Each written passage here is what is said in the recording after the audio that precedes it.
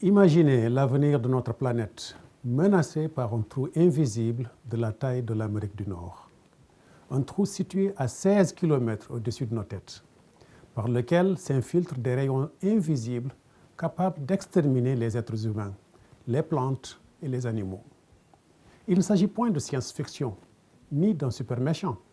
C'était la réalité dans les années 70 et 80.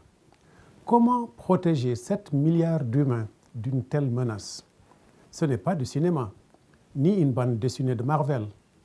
Il a fallu des efforts héroïques de la part des gouvernements, des scientifiques, des entreprises et des citoyens. Il a fallu la clairvoyance de talentueux scientifiques tels que Mario Molina et Sherwood Rowland pour se rendre compte du problème. Des romanciers à l'image de Stephen King et des journalistes du magazine Time pour en faire prendre conscience au grand public. Des chimistes comme John Warner et Paul Anastas pour réinventer le processus de conception.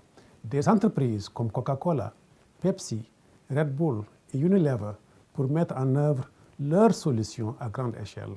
Des experts aussi, notamment l'école de formation professionnelle Jigao de Shanghai pour diffuser les bonnes pratiques. Des consommateurs comme vous et moi pour acheter des meilleurs produits et les substituer aux précédents, le plus pollueurs.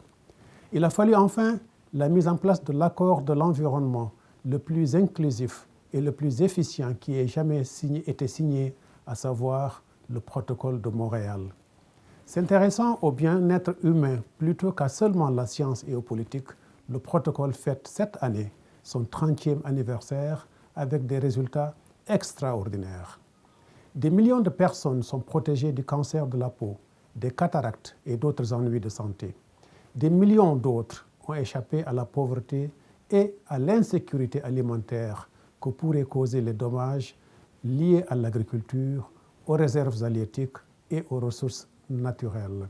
Cette force collective est efficace uniquement grâce aux actions individuelles de héros de l'ozone partout dans le monde. Ces héros, c'est vous et moi. Cependant, si nous voulons vraiment donner une fin heureuse à notre histoire du protocole de Montréal, nous pouvons aussi célébrer cet anniversaire en ratifiant cette année l'amendement de Kigali qui utilisera le pouvoir du protocole pour atténuer les dérèglements climatiques dus aux hydrofluorocarbones.